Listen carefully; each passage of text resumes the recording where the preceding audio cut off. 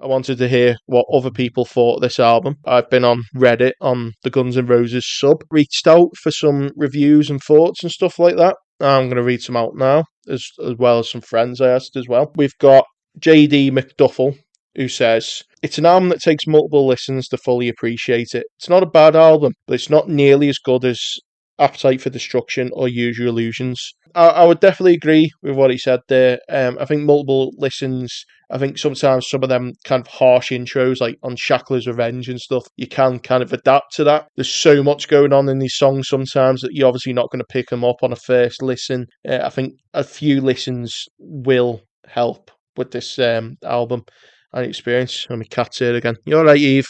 Don't go on me. Don't go on me bloody stuff, will you? You'll mess up the podcast. Hey, Girl Killer, bit worrying.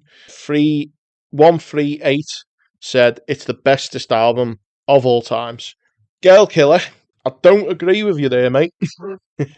I'm sorry, I don't. I gave it a 6 out of 10. Don't think it's one of the greatest albums of all time. But, you know, thanks for telling me that. Available Analyst 551 says, it's an awesome album. It's the best one since Appetite, and it doesn't get the respect it deserves simply because it doesn't have Slash and Duff on it. Okay, I think that eventually I will have to kind of get more into Guns N' Roses discography on this show. What he said there when it is the best one since Appetite, I don't think he's right, but there's a bit of a hot take. Use Your Illusions has a lot of fluff on it. It's got some filler, and them two albums have some bad tracks, like really shit tracks. The one that I think of comes to mind instantly is the last track on Use Your Illusions 2, My World. That is probably one of the greatest offences to music that's ever been committed. So I'll give it you there, mate. That argument could be made. It could be made. However, this album doesn't have Civil War on it. It doesn't have November Rain on it. It doesn't have You Could Be Mine on it. It doesn't have Coma. It doesn't have Estranged. It doesn't have like Right Next Door to Hell. I just can't agree that it's the best thing since Appetite. But I think a debate could be made there, at least. Saint of Fate said, this album grows on you, and you kind of have to pretend like the Appetite for Destruction, Use Your Illusion albums don't exist to appreciate it. Again, going back to kind of what I said, if this was an Axl Rose project, if Slash, Duff, all the other members were kind of taken out the picture and it wasn't compared to other Guns N' Roses work, I do think this album would have got a better positive response than it did, to be honest. So, yeah, I do think you've got a point there, Saint of Fate. Machine Head 3413 says, my wife and I were standing outside Best Buy. Oh yeah, that was it. Was it a Best Buy exclusive or a Walmart exclusive on the release day just to get it? Brought it home and we were both blown away. It's Axl's best vocal performance on any album. It didn't need to grow on us. It was a 10 out of 10 from first listen. This I Love is a standout track for us all. For us, but all of them are really top notch. Machine Head, I appreciate it, man. I appreciate it. But I just... If someone said to me, name a 10 out of 10 album, I don't think I could name one. Even my favourite albums, the albums I absolutely love, like some of my favourite albums that I think are like absolutely like pieces of art, to give them a 10 out of 10, I'd like Pink Floyd, Dark Side of the Moon, I could not give that a 10 out of 10 because it's got Any Colour You Like on it. I think that song's a bit crap. You know what I mean? I think every album always has at least something that can hold it back from like a 10 out of 10. That's just the way I review music and I look at music. You know, if it's 10 out of 10 for you, it's a 10 out of 10 for you. I'm not going to disagree. Down by the Ocean says, my personal favourite album by GNR. If you take away the stigma and bullshit surrounding the album, most of the songs are excellent and it really showcases Axl's talent as a musician and that he enlisted very talented people to help him out on the album. I do agree. Again, I do agree.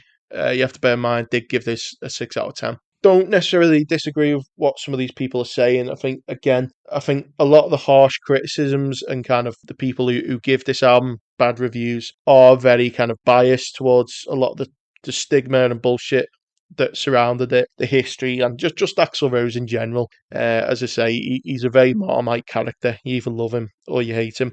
So we've got Phantom JB93, who says, it's a good album, but it's not a Guns N' Roses. Don't care what Axl called the band, it's not the same band, because there's only one original member contributing to it. It's no more of a Guns N' Roses album than any of Slash's solo stuff. Now, I think you've brought up a good point there.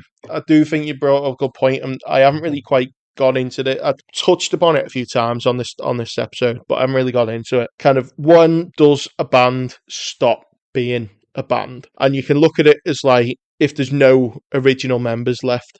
And obviously, Axl Rose was an original member, so in my eyes, I still think it can count as being Guns N' Roses. Like, you look at The Cure, Robert Smith is the only consistent member throughout the entire history of the band, start to finish. But The Cure is still The Cure. A lot of similar cases with stuff like that, all kind of like, Black Sabbath went on for so many years, and so many people came in and out. It does happen a lot in music and stuff like that. It's kind of looking back now and what Guns N' Roses are doing now, their kind of modern lineup, and how they're saying this is the reunion, this is Guns N' Roses, and people now see it as Guns N' Roses again, even though it is missing members who had a very strong pivotal role in the early days and making the original stuff. So, you could even make the argument now of, is Guns N' Roses now? I don't know. I think with Axl Rose doing it on his own, he's 100% should have gone solo and classed it as a solo album. I do agree there. I think calling it a Guns N' Roses album gave it a lot to live up to, and I think that really did not help it. Tall Communication 526 said, "This I Love is the most underrated song of all time." Yeah, okay. Yeah, I mean, if Guns N' Roses were to like release a new best of album or like an album like that, I do think that song would have a place on that. That it obviously has been slept on, like a lot of this album's been slept on. But yeah, okay, yeah, I'll agree. I'll agree. Okay. Kid Meatball said, "My first impression of the album was it sounded like Axl spent all the time it took to make working on his voice. It was like he found more range, more texture, more tones, more Axl in the decade or so it took to make the album. It sounded so brand new, but still so familiar. It feels like when I go home to see my parents, bones of the town are the same, but everything appears new. There is a shine on things where there wasn't there before." I think that's a really good observation. That I think that goes back to like kind of what I said.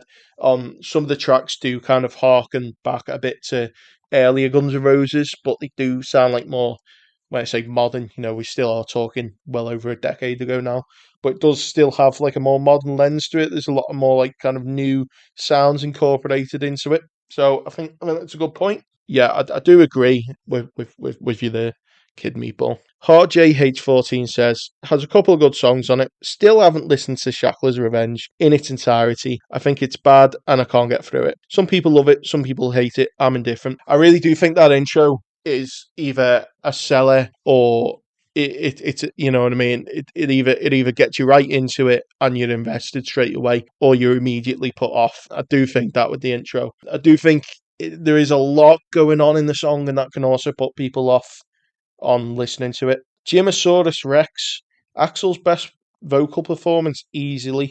Just treat it like an Axl album and not a GNR album. It makes perfect sense. Again, I've gone through it multiple times, but yeah, again, he should have called this a solo album. Something a lot of people have brought up as well that I haven't actually touched on is the vocal performance, and the vocal performances are top notch, to be fair. I can't diss them, do have to agree. But again, with so much work and time in the studio, you'd expect that, to be honest.